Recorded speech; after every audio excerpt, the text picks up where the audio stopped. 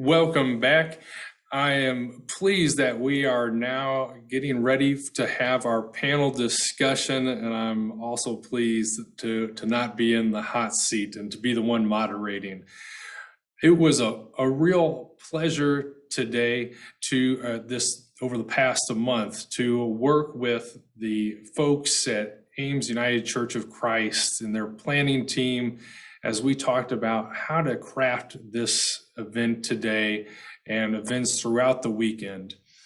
And I think it was an excellent decision collectively made by the planning team to invite panelists who are walking the talk, who are embodying the prophetic tradition, so that we can learn from them, so that we can be inspired by them. And we put our heads together and we came up with 3 terrific panelists for today, who I am now excited to introduce to you. I'm going to introduce them to you in the order in which they'll be speaking. Up first, we will have Nellis Kennedy-Howard. She has held a number of prominent leadership roles in the environmental justice movement. For 4 years, she worked alongside Winona LaDuke as the co-executive director for Honor the Earth. For more than 4 years, she served as the Sierra Club's director of equity, inclusion, and justice. She is an attorney with certificates in federal Indian law and natural resources law, with experience in both the federal government and the tribal government sectors. She is currently the founder and principal of ASSAW Consulting, a Navajo consulting firm that assists organizations and leaders in becoming more effective and equitable. She will be followed by Hector Arbuckle, who is a senior at Iowa State University. He has been an active participant in the Ames Climate Action Team for 4 years. He is the past president of the Iowa State University Climate Reality Corps.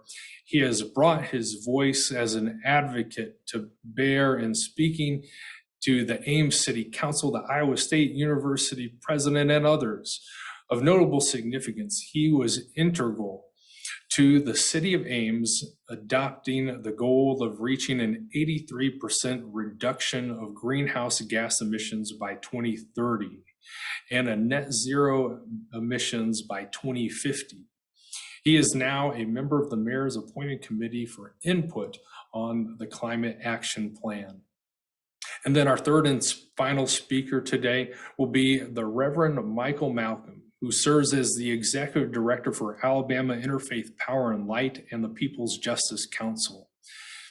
Ordained in the United Church of Christ, the Reverend Malcom served as senior pastor of Rush Memorial Congregational UCC in Atlanta, Georgia. In 2020, he was recognized as a rising star in the environmental movement by the Grist media outlet when they named 50 notable climate solution leaders. In 2021, he was a finalist for the American Climate Leadership Award. His name and his words have appeared in articles from media sources such as NBC News, The Washington Post, and The Guardian. We are honored to have each of you with us today. Nellis, we will turn towards you now. And I will also add that Nellis is also a teaching pastor in the Christian Church Disciples of Christ. And so we're glad to have you with us and all that you bring to the table, Nellis. Excellent. Thank you so much. Wow. I sound great on paper. I should always have someone introduce me that way. Thank you for doing that. I really appreciate it. Yeah, so I'm a former teaching pastor. Actually, my church just recently closed, sadly. But I've been thinking a lot about are you ever a former reverend? Is that possible? I don't know that it is, but really grateful to be a part of today's conversation. So I am 9 months pregnant. In fact, I had a little bit of a scare last week. Brooks, I didn't mention this to you. I thought for sure my little one was going to come early. Ended up spending a night in the hospital. It was a bit of a thing, but he's still baking. I'm thankful because he still has a couple more weeks left, and because, as my wife reminds me, we haven't cleaned out the garage. So we definitely need to do that. As I think about this topic that we're discussing today, think about the things that I want for my little boy who's going to be coming into this world. I think about everything from what kind of crib is he going to have to what kind of stroller is he going to have. I want the best for him. And when I think about the things that I want for him, I think about how I want him to be a tender and compassionate man. I want him to not face toxic male masculinity and to be pressured by that. I want him to have high standards for himself so that he's acknowledging his privilege as a man and avoid any temptations of mediocrity. I want him to feel agency and support, to identify as how he wants to identify, whether that's gay, straight, bisexual, transgender, wherever he lands. I want him to feel supported in that. And I want him to feel that he can do whatever it is that he wants to do. If he wants to play with dolls, he can play with dolls. If he wants to be a nurse, he can be a nurse. And I wanted similar things, right, for my daughter who is absolutely a ton of fun. She's great. She's 2 years old, 2.5 years old. I wanted the same things for her when she was born. I want her to have equal pay for equal work, right? As an Indigenous woman, I know that Native women make 58 cents on the dollar for every dollar paid to white men today, which is pretty astounding. I want her to be safe from sexual predators. 1 in 3 Native women are raped in their lifetime. 1 in 3. 3 out of 5 Native women are physically assaulted. I myself have had stalkers and people who send me photos of myself. I want her to have better. And for both of them, I think about how I want them to have things like affordable and decent healthcare, right? If COVID taught us anything, I want to make sure that we have better systems. My family oftentimes relies on Indian Health Services. Indian Health Services is a form of healthcare that's offered and it was paid for by the blood, sweat, and tears of my ancestors through treaties with the Navajo Nation and many other tribes to provide healthcare to Native people. I want both my kids to be free from gun violence, right? Like when they go to school, someday I have this dream that I can send them both off to school and not have to worry about them, and that I don't have to worry about buying them things like bulletproof backpacks that are now on sale today. Like that's incredible. I want them to worry about school when they go to school. I don't want them to worry about things like bullying. 40% of children of LGBTQ families are harassed at school and bullied at school. In fact, 23% of those kids report feeling unsafe at school. I want our kids not to have to worry about bullying. And I also think about lots of other things, right? One of the things I think about is I have this wild dream for my son and my daughter that climate justice is a reality. That they have access to a healthy environment, that they have access to clean air.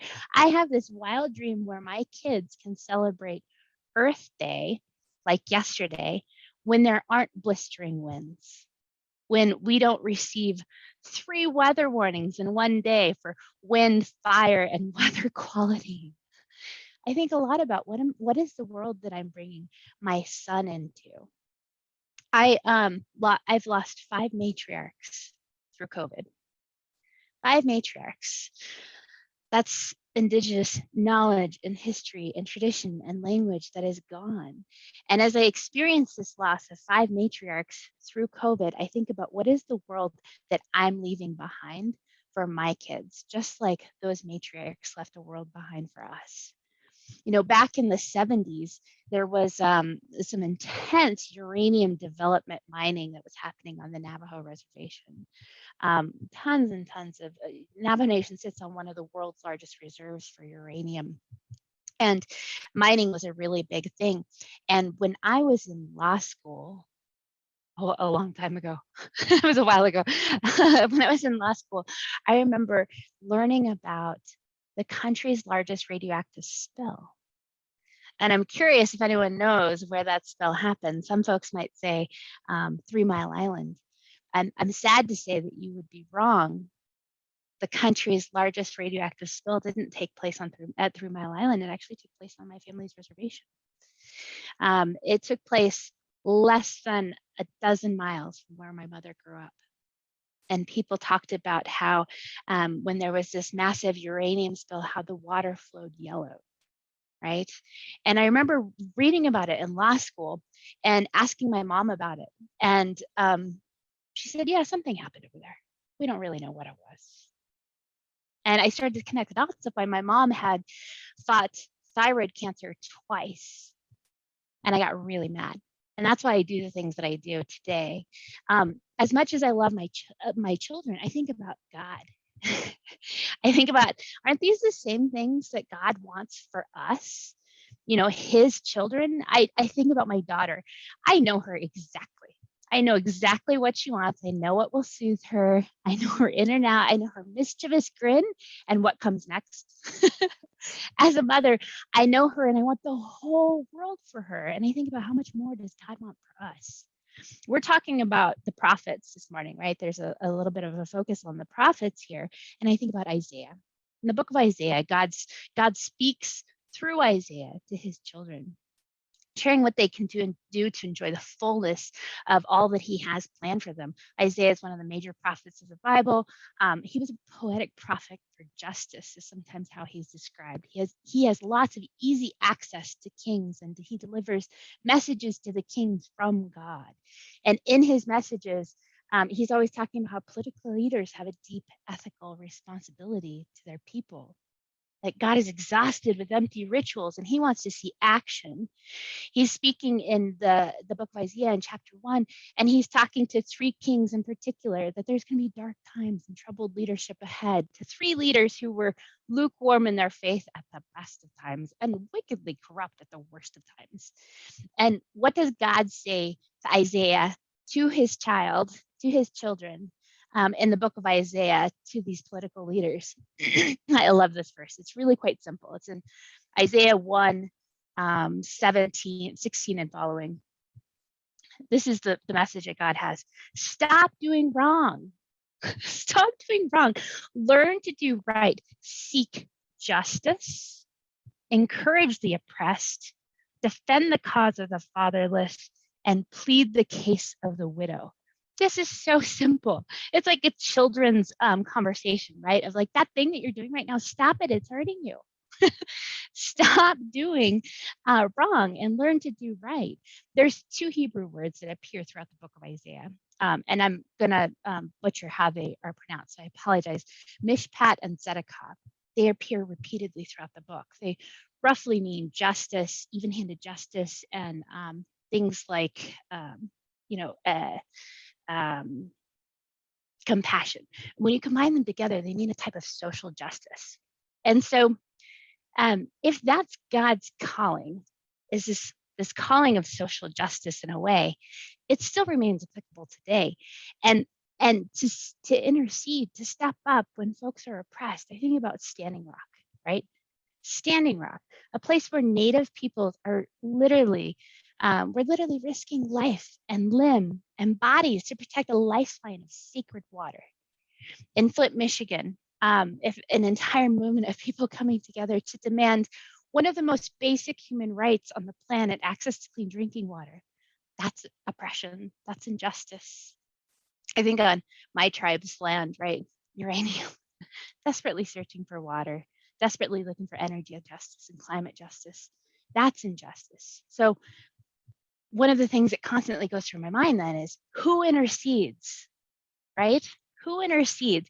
Who shows up to support the people in these fights who are experiencing injustice, to support them, to fight for humane conditions, and to fight against oppression every day? And to me, that's the message that Isaiah is sharing here. Stop doing wrong. Learn to do what's right. Intercede and to be that person. And that's why I do the things that I do today.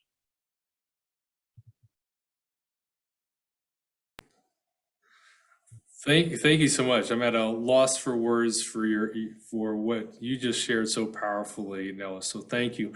We will now transition to Hector.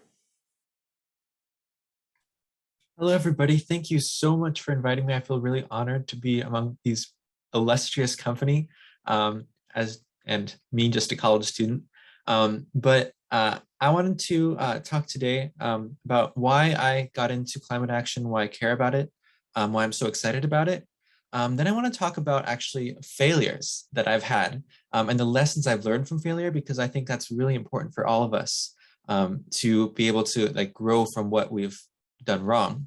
And then I want to talk about some successes that I've had, that we've had at the Ames Climate Action Team, and what lessons I've learned from that.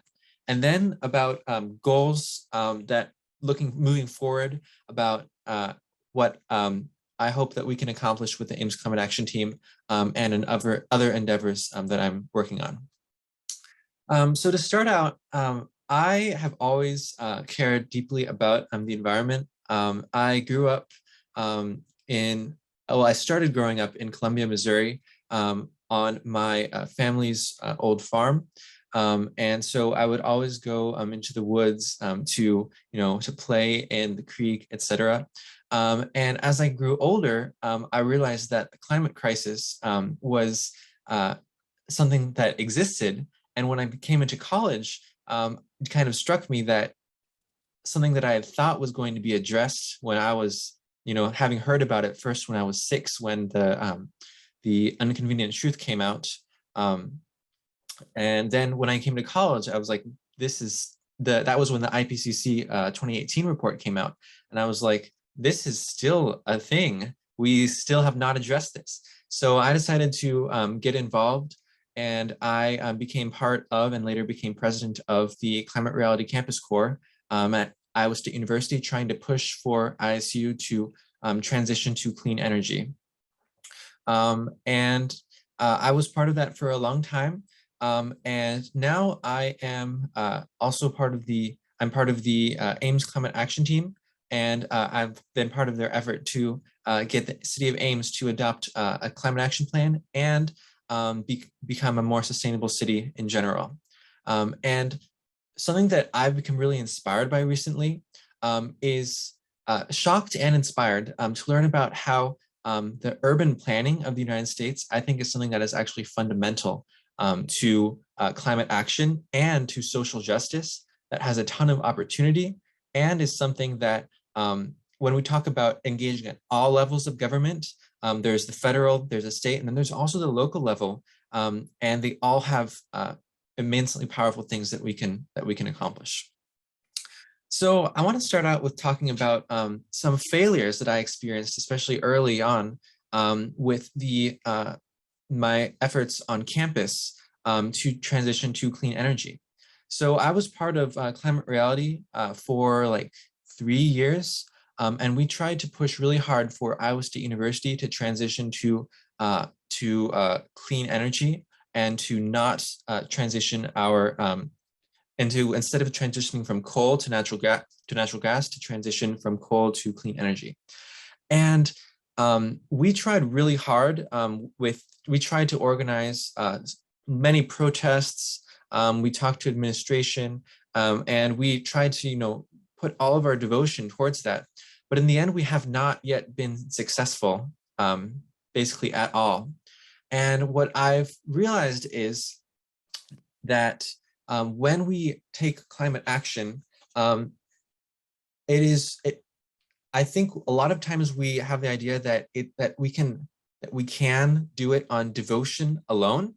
And so when I was the president and the action team lead, I tried to dedicate my heart and soul to it. So many of us, we tried to dedicate our heart and soul and spend tons of time, and we would protest for hours. And yet what I've learned is that it's not devotion alone, passion alone is necessary but not sufficient.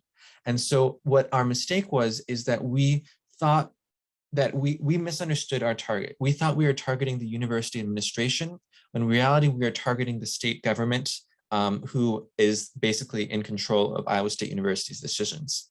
And so our strategy was not real well targeted to our actual target. And so that lesson has made me realize that when we are talking about climate action, passion is necessary, and also honest and realistic assessment of the strategy. And by realistic, I don't mean the false realism of giving up before you've started because it's too hard. I mean the realism of figuring out this is necessary to do. So what do we need to do in order to get the change that we want to see, so that our passion can unite with strategy to become action. Then I've become part of some successes then afterwards, and part of the Ames Climate Action Team. What we did to campaign for the city of Ames to adopt a climate action plan is we decided to build a coalition and leverage our existing networks to pressure our city council people to adopt the 83% goal. Actually, our goal was 100% by 2030, but 83% was something that we thought that the consultants ended up coming up with, which we thought was quite good, especially compared to the current situation. Did I freeze? Okay. And so we built a coalition. We wrote an open letter. We met with city council members and built relationships with them over a period of a couple years. And we reached out to all of our local organizations that people already had connections with, different businesses, different nonprofits, different advocacy organizations. And we all signed on to this letter and presented it to the city council. And this actually had a really strong effect because we were able to bring so many stakeholders together that the city council 5-1 voted for the 83% goal. So the lesson from that is that we need to, when we take action, don't be afraid to try unusual things, to build coalitions with people who you might not expect to, and to basically accept that we don't know what the right way to do things is. So let's embrace the uncertainty and work to try things that we hope will work. And then if they do work, then we can take those lessons forward. Finally, I want to talk about some things that I've learned about urban planning and how I hope to implement these in Ames, and that the Ames Climate Action Team is working on currently and developing a policy response for. So in the United States, one of the reasons why we have such high emissions, especially compared to other developed countries, such as in Europe, is because in the 1920s, our local governments en masse adopted a set of urban planning policies, specifically zoning laws, that were designed for basically to segregate our communities and to create an automobile-centric way of living. So throughout the country, and including in places like Ames, we have the majority of our city is zoned for exclusively detached single-family homes, no commerce, no apartments. What this means is that the detached single-family homes are actually the most expensive type of housing to build. And by limiting the amount of housing that you can build, in the center of the city, near jobs, near amenities, near things like that, what you do is you actually exclude people from being able to access that. In many cities, if we think about a lot of the housing crisis in California, that's largely caused by the fact that there's strict restrictions and it's not legal to build apartment buildings or more housing in those central cities. When there's increased demand, that actually pushes the price up and really displaces people who are especially renters, and prevents people from being able to move there, and has led to gentrification of those areas. And so this really impedes the walkability of communities, because if the only way a family can get affordable housing is to go to the outskirts, then of course they're going to drive, because they're so far away from the goods and services and jobs that they need to survive. So here in Ames, the Ames Climate Action Team has decided to start focusing on zoning reform, to allow apartment buildings, to allow shops and restaurants in our neighborhoods, in those previously single-family residential neighborhoods, so that we can have a mix of incomes, so that we can have walkable communities, and so that everybody can have access to affordable housing in the areas where it's near the things that they need. So I'm really excited moving forward with that.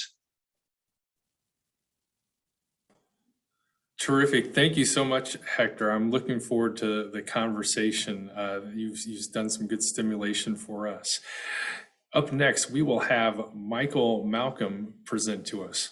Take it away, Michael. All right. Thank you all.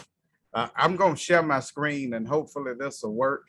And also my camera is in one place and I've got two screens. So if it looks like I'm looking all over the place, please just bear along with me. I do know what I'm doing. You just might not. So just be cool with me and I'm gonna be cool with you. All right. So listen, I am excited to be here. And I've got a whole lot to say. And hopefully I'll be able to say what I've got to say in the time allotted for me to say it. Can you all see that? All right. So let me go ahead and get started and say, first and foremost, thank you to my brother and co-conspirator, Reverend Dr. Brooks Barrett, for this invitation. I'd also like to thank the Iowa, Nebraska Conference for this opportunity. It is truly an honor to be with you all today. When honored with this opportunity, I started thinking about the prophetic tradition and I landed on the Mosaic tradition for amplification. I will tell you all that I sent Reverend Brooks a note while he was talking and told him to get off of my presentation because he was all over that thing.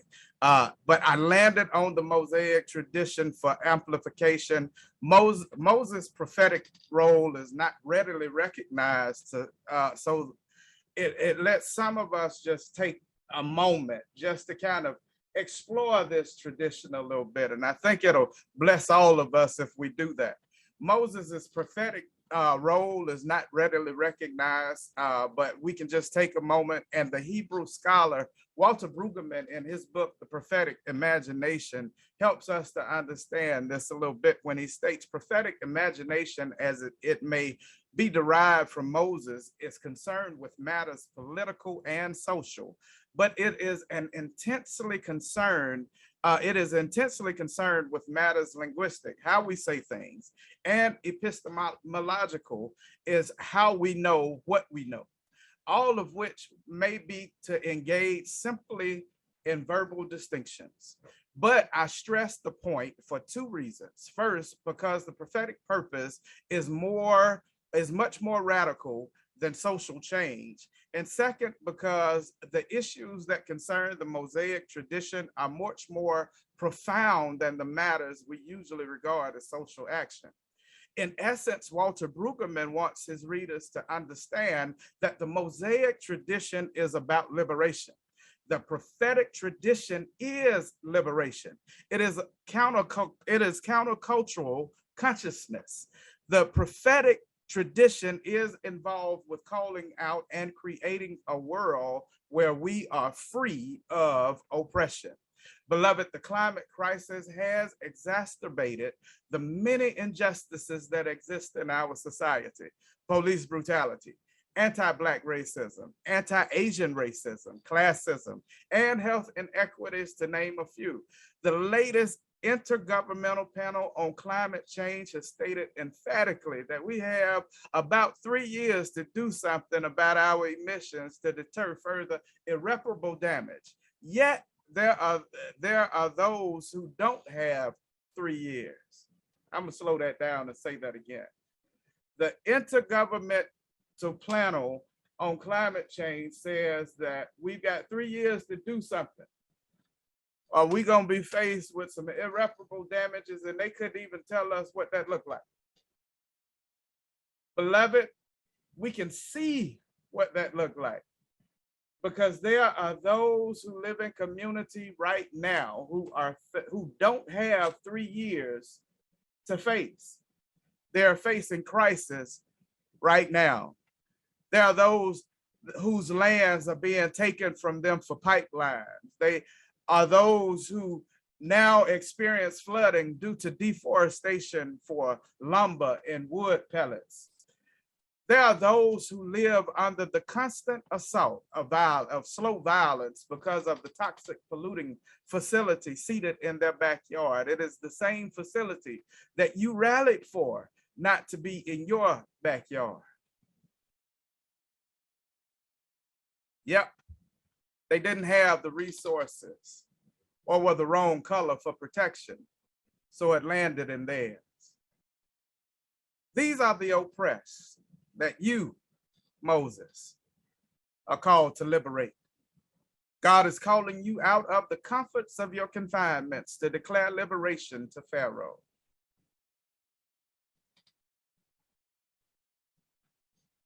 Now, there are two things I see going through your mind right now. The first thing is, amen, because you've moved to compassion for those under Pharaoh's oppression. The other thing that comes to mind is, who in the world is Pharaoh? Well, I'm glad you asked. You tend to ask all the right questions. First, let me tell you who Pharaoh isn't. And then I'll couple that with who Pharaoh is in hopes that you'll see it more clear. Pharaoh isn't Drax biomass that looms over the Blackman Hole community. Pharaoh is the entity that said it was okay to put it there in the first place. Pharaoh isn't the $500 light bill that for those households that are only bringing $2,000 approximately a month for a whole family. Pharaoh is the Public Utility Commission that authorizes the utility company to rob these vulnerable households of upward mobility. Pharaoh is the systems and those that authorize the systems of oppression. If we are to move in the Mosaic tradition, we must declare liberation to Pharaoh. It means that we come out of hiding and step up to speak up in a house that we were raised in.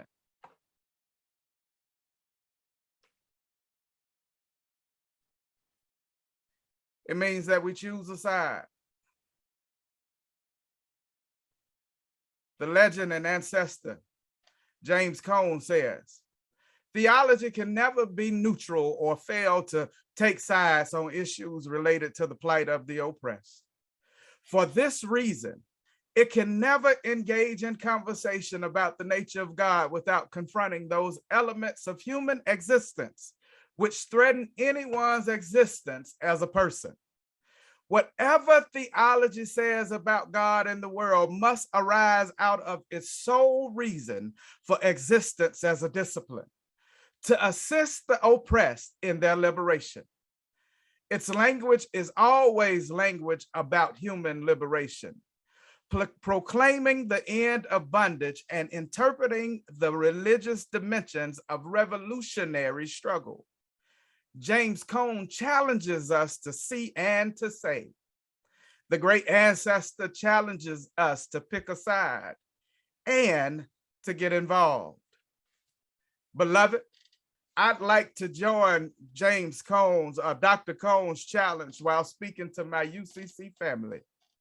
I'm personally challenging you to pick up the mantle of our Mosaic tradition, pick a side, and get involved.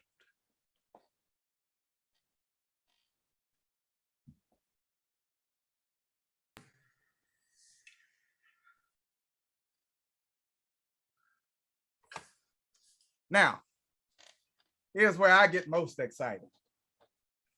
I love it that we aren't left with a decision without advice. We're challenged to pick a side and told which side to pick. Pick the side of the oppressed. Pick the side of the least of these. Pick the side of the countless families that sit in poor stock homes and are being killed from the inside and the outside. Their household bills are killing their wealth, while the outside pollutants are killing their health. Pick the side of the many children who go to bed hungry because the land they live on is worthless due to the multi-million-dollar polluting facility further extracting from the community that they sit in. Tell Pharaoh that God said, let God's people go. I won't address that there are a few Moseses in the battlefield when I participate in actions. I won't bemoan that we are more comfortable in our homes than moved by the discomfort of other homes that God cares about. The reason that I won't do that is because I'm talking to my UCC family. And see, we have always been on the front side of justice. We were the first ones to commission a report on environmental justice with toxic waste and race. One of our very own Reverend Dr. Benjamin Chavis armed us with the term environmental racism to describe the conditions of the outcomes of the report. I don't need to tell us to pick a side. We picked the side of LGBTQIA family members. We picked the side of our houseless and hungry. We picked the side of our elderly and physically challenged. I instead want to challenge us to broaden our gaze, see more. See those living in Blackman Hole who I just showed you, who live in homes who have this polluting facility looming over them 24/7 under constant assault. See George Floyd before he had to die for you to see him. See those in North Birmingham who have been dying prematurely for generations with rare forms of cancer, because if you can see them, you can see a better tomorrow. It will cause us to stand, to sit, to stay.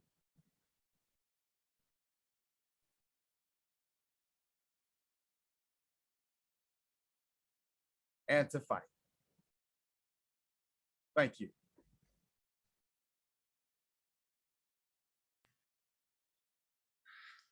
Thank you so much, Michael, and thank you so much to our three panelists.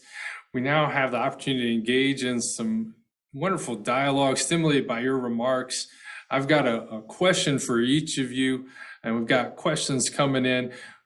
Nellis, I'll begin with you since you are our first speaker. You referenced the Standing Rock movement, and I had the delight to get to know you through your work with Honor the Earth in battling the Line 3 pipeline. What can you tell us about the current state of pipeline struggles, where that's at, any lessons learned, and what's needed now? What can you tell us for this moment? Yeah, great questions. There's a persistence to make bad ideas work. There is a persistence of corporate entities, particularly foreign corporate entities, to come in to exploit tribal interests, tribal lands, tribal homelands. Line 3 is a prime example of that. Line 3 crossing multiple reservations, and a tremendous fight coming out of Standing Rock, or really building on Standing Rock, and many of the groups that worked there as well. The fight continues. The fight continues. I think as long as there's bad ideas and people with money, the fight's going to continue. So I think looking for ways to figure out how to be thoughtful, strategic, and to create solutions, right? At Honor the Earth, that's one thing, the organization that you mentioned a couple of times. At Honor the Earth, that's what they're trying to do. Honor the Earth is a national Native nonprofit organization working on tribal justice-related issues, looking for just transition, looking for good solutions, and thinking about not only stopping this bad idea or that bad idea, but what are you putting forward? I noticed that one of the questions that came in earlier was around, or one of the things that came in earlier is like, how do you get people to move on climate rather than being apathetic? And it's not through fear. I think, yes, there is a fear that's a motivator for some people and it's effective, but I think looking at and identifying what it is you want, for me, it's the world that I want for my kids, and that's what motivates me. So I would say just continuing to fight the bad ideas, but as well as putting together the solutions that we want to see. Great. Thank you so much. And I think that provides a good entry point. Hector, you talked about some solutions at the local level. I'm really curious about, your emphasis on rezoning, whether in your experience you've already encountered, is there been resistance to rezoning? And if so, kind of tell us about that and how one responds to that. So a really tragic thing about the housing crisis in the United States is that in the past decades, the story of the fight for more affordable and abundant housing in places near jobs has in many respects been a fight against the middle-class homeowners. It's really tragic because many people, especially many middle-class homeowners, and I'm obviously not a homeowner, but I grew up in one of these detached single-family communities.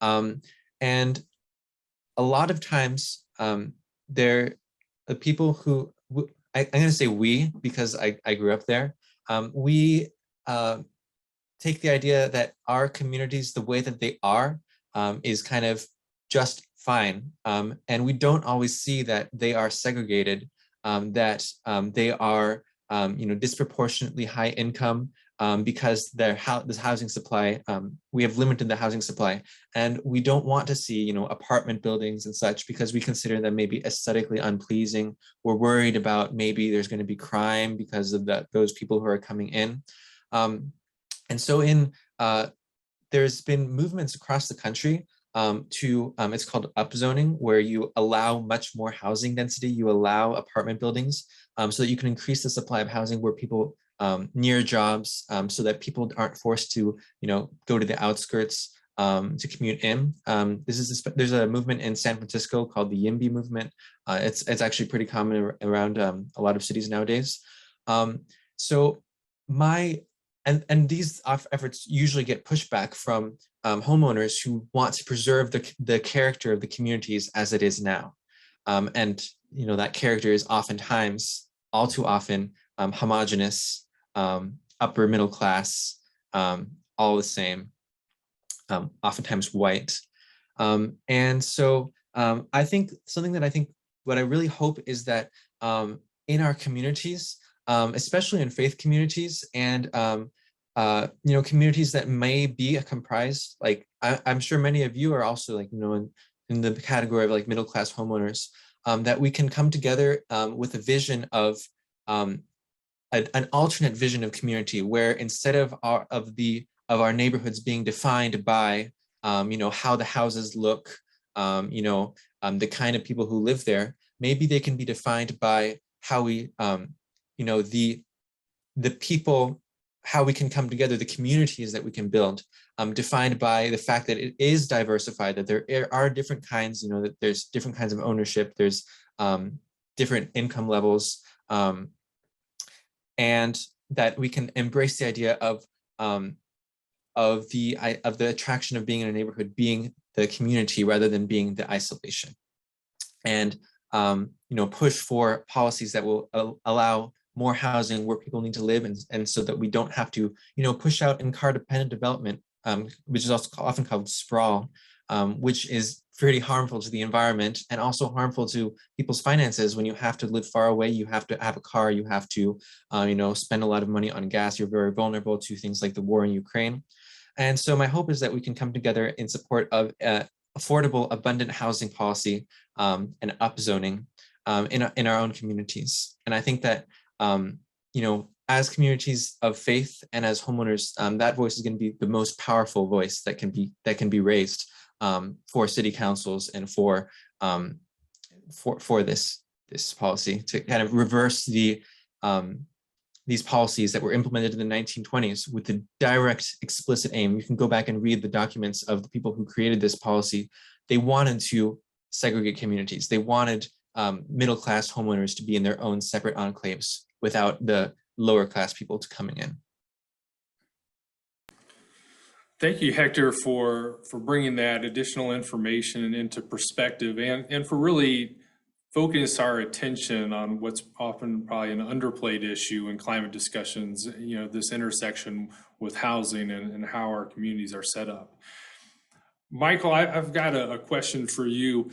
You really challenge us to live into our faith, digging into the great theology from Cone, challenge us to take a side and to take action, and also point our direction to the present environmental justices that people are suffering from, not some distant thing, but the here and now. Help us to think about how we build upon that direction you are giving us to then the level of policy, because I know that's an area in which you have been such a leader and have excelled. Because I've heard just this past week someone will say, I'm learning about what's happening in Cancer Alley, but what about me in this place where I'm living in Ohio? How do I connect that to my, what am I supposed to do when I'm here and there, and there's this physical separation. And so I'm thinking you'll have some good responses there. Yeah, Brooks, I use the Mosaic tradition on purpose because I wanted to make sure I stayed and flowed in that line. Your question is a great question because it points out something. Moses was never replaced. Moses died in the position that he was in. It was the policies that were changed that protected the people. Moses never left his position of power. Pharaoh never left his position of power, excuse me. That wasn't, when Pharaoh's army got killed, it was his army got killed. Pharaoh stayed in his position. And it was the policies that changed that allowed for the liberation of the people. We've got to attack policies because it's the policies that will give us the lasting protections that we need. The reason why I work so hard in the policy spaces is because I bring my moral standard to those spaces. It's because I bring my faith to those spaces. And my faith is a faith that sees people in the temple being divided and flips those tables over and beat the ones out of the temple that caused the disruption in the first place. That's what my faith tells me to do. And so being able to connect the policies that cause those to be in the temple in the first place and challenge those policies and change those policies will be the thing that helps us all.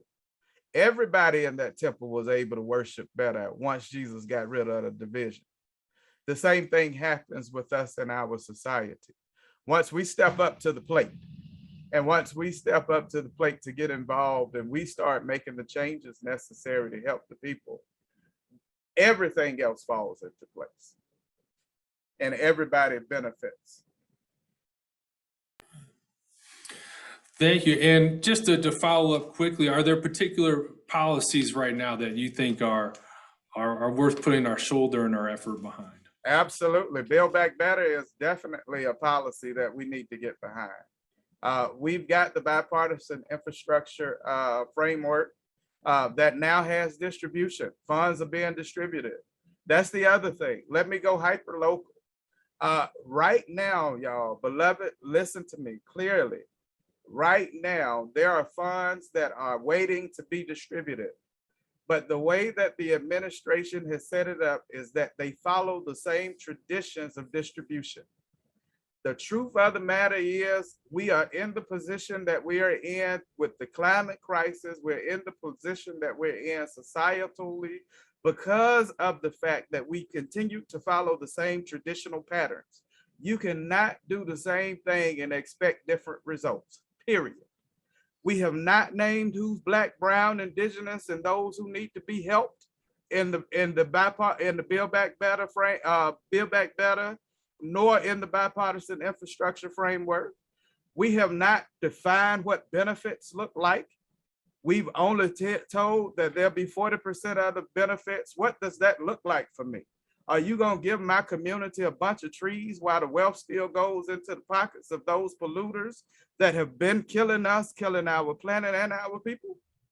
Is that what you're doing? Because if you don't put mechanisms in place, if you don't put policy in place to define where that goes, that's exactly what happens. because that's always been what happens. Who better to stand in place than those people of faith to say, let my people go, liberate my people. Let those who have been suffering no longer suffer the same that they've been suffering. Evenly distribute the burden so that we all share in one collective set of people, whether they be Black, white, brown, indigenous, whether they be poor or rich. All of us share the same burdens. That's what we can do, because that's what our faith calls us to do. And if we aren't doing it, I don't know what you preaching in your church, to be honest with you. And the truth of the matter is, I don't even want to hear it. Thank you, Michael, for speaking some truths. And I know you opened my eyes to a truth the other day. You can nod my head if I'm correct, but then you tell me that some pandemic funding from the federal government went to build prisons in Alabama. Is it? No, yes. CARES Act money went to build prisons in the state of Alabama. You can look it up. Mm-hmm. Well, thank you for opening our eyes to that critical issue of the cycle of funding. That was our and how these benefit. things. Yeah. Excuse me, yeah. I'm sorry. Yeah. I didn't mean to add that, but that was our benefit right there. Our benefit was, we're gonna lock you up. That's how we're gonna help you. That's what that said, clearly. Yeah. Well, we've got a little bit of time left for some more questions.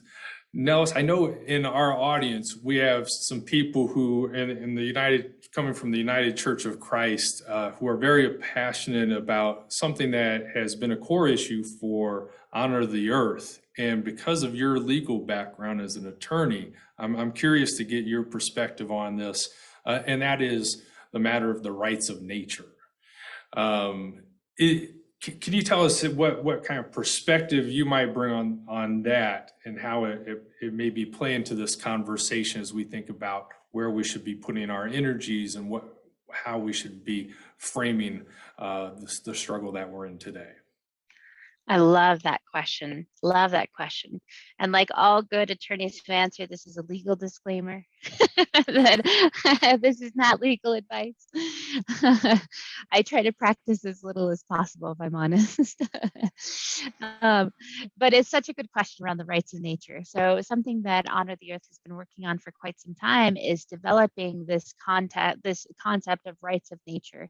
In fact, they've been pushing it forward of the rights of Manoman. Manoman is an Ojibwe term, and it means rice, which is a lot of fun because my wife is Ojibwe, so my little one is learning both Ojibwe and Navajo, which is a lot of fun. But the rights of Manoman, or the rights of nature, is the concept that there are some things that are so sacred. There is the concept that there are certain things that, because of the way that tribes are formed, because of sovereignty, tribal sovereignty, without getting into a lecture of what is tribal sovereignty, that they do deserve to be treated as having inherent rights for existence.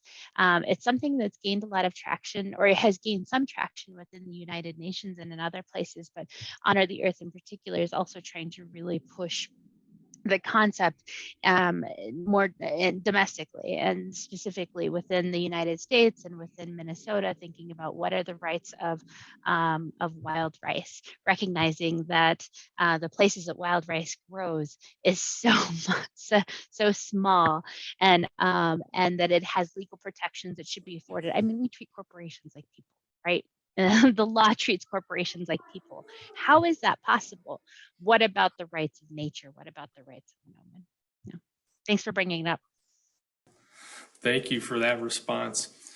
I think we have time for Hector. We've got a question asking you to talk about, in Iowa context of people's farmland being taken away. How do you communicate the kind of messages and points of view that you've been discussing within that context, which I'm sure is also relevant to other parts of the nation as well? Yeah, I think this really speaks to the core outcome of our current housing and zoning policies. If we don't allow people to have more housing in the center of cities, the only outcome is they have to move to the outskirts. There has to be more housing on the outskirts. And actually a lot of our cities and communities and towns have, because of this, they've ended up relying on a kind of predatory model of growth, where they actually extend farther than their tax revenue can maintain. And so we end up with communities that are pretty desperate for just the next subdivision, because they need more tax revenue to pay for their infrastructure, to take care of their people. And so they're kind of trapped in this model where if they don't grow, they're going to start collapsing.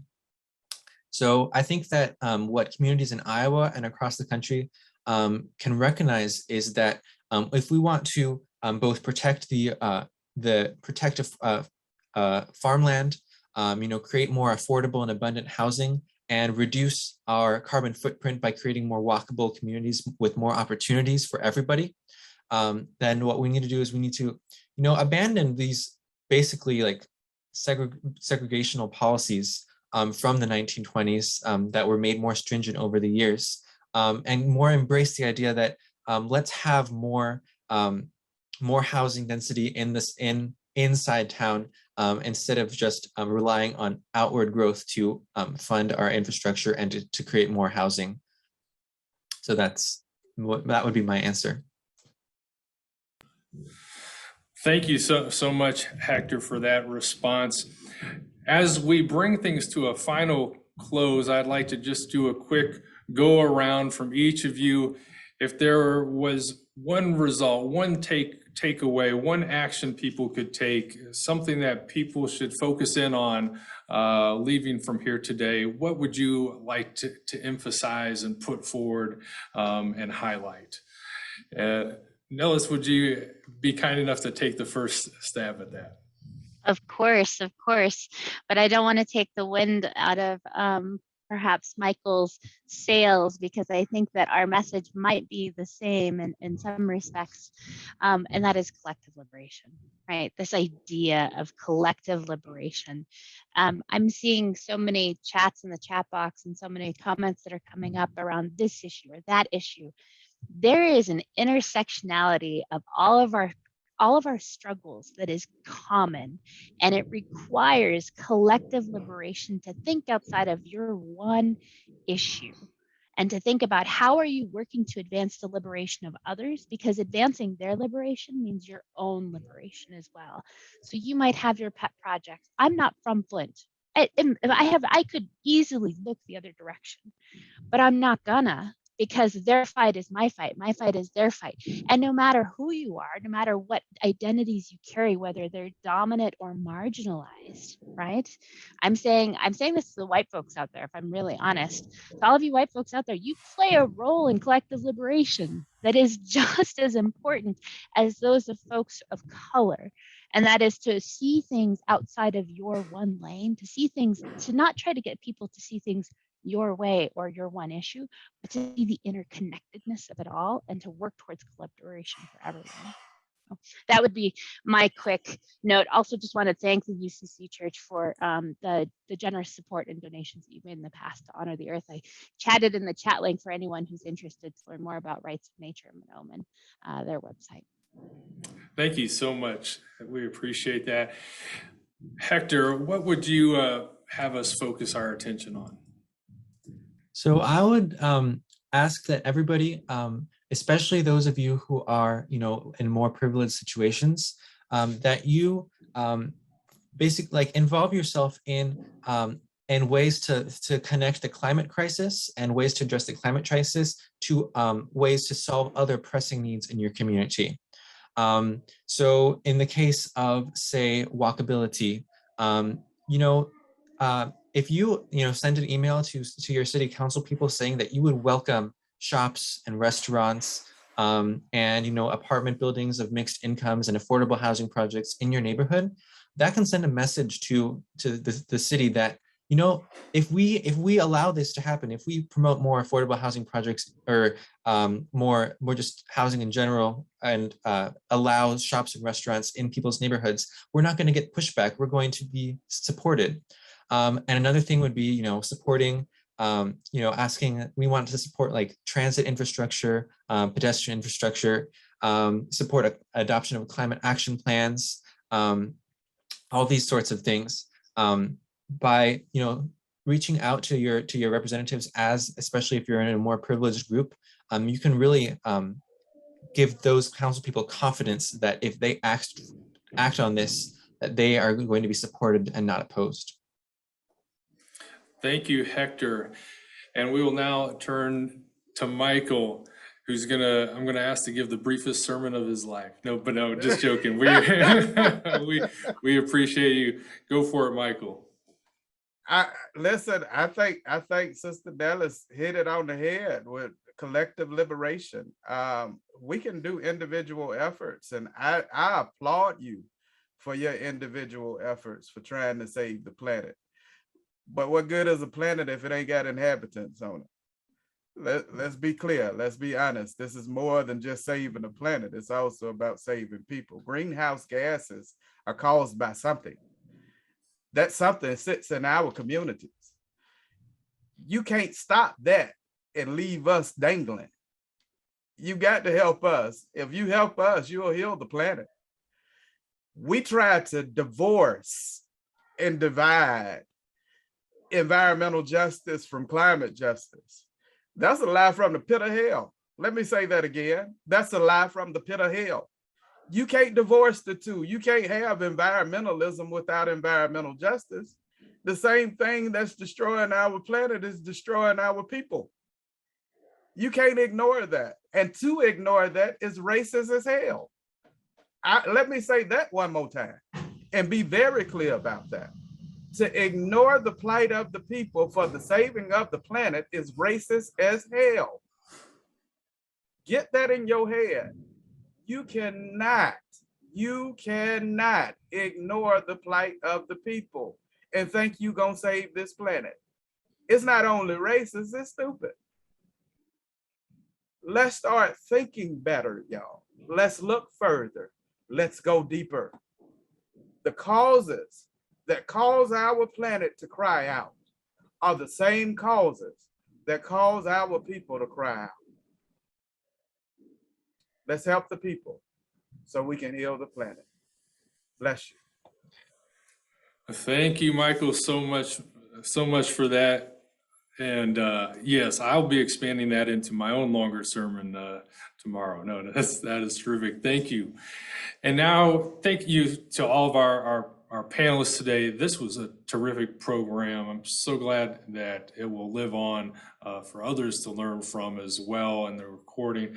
And I'm now going to turn things back to Charles for some wrapping up and some closing words. Thank you. Just so impressed with what was done. And I'd want to say, give a sermon too, but let's just say this in the way of announcements and alerting people to the fact, of course, this is the close of the national webinar. But remember, this is also a longer program that we're still having and will go on with here in Ames. This afternoon, we have a session at 3 o'clock. Of course, we invite everybody to, I think to register for it, you can go, if you haven't already, go to the our Ames Church webinar, amesucc.org, and then it'll have a thing for TIR, and it will show you how to get the link. And it's interesting, Brooks, as I was looking at some questions we didn't get to answer in the first session, and they all relate to how do we get churches to do more, which of course we've been picking up on. And one person even framed it as, how do we get people to move from climate grief to climate action? And that's what we've just been talking about, and organizing churches without dividing them, etc. So actually the 3 p.m. And that's Central Time. If you go to that Ames program and want to be with us for the continuation of this TIR program, it's at 3 p.m. Central Time. And we will be talking, and we'll have someone from the UCC office in Washington, Katie Adams, joining us, and Brooks will be with us. And that's then tomorrow morning, we will start at 9 o'clock Central Time with a service, and we will have 3 congregations from different parts of the country describe what they are doing action-wise. And then we'll have an interfaith service because we all see this as a moral issue. I'd like to kind of maybe wrap up with this comment. There's so many thank yous. Thank you for this wonderful panel. I'm not going to name the names of our planning committee that have put in so many hours on this too. Thank them. And I'll end with this comment. We call this Theologian in Residence. On the committee, we shortened that to TIR. But 2 years ago, we had a program on immigration. And I came up with the idea, why don't we add the letter S in front of TIR, stir? Because I think those of us who have participated are now spirit-filled. So that's the S. We're spirit-filled, and individually, we are theologians in response. And so the word stir. And so I'll end with the final comment, since I like puns. Thank you, Brooks. Thank you, panel members, and well, Hector, Malcolm, Michael, and Nellis, because you have stirred us to get started. So thank you all, and hopefully see more of you this afternoon and tomorrow. Thank Bless you.